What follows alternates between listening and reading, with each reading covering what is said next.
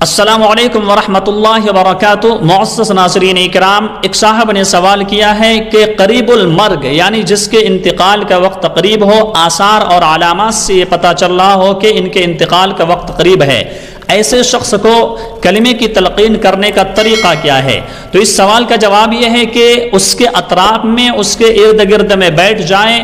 اور جو ہے بلند آواز میں، یعنی اتنی آواز میں کلمہ لا الہ الا اللہ محمد الرسول اللہ پڑھے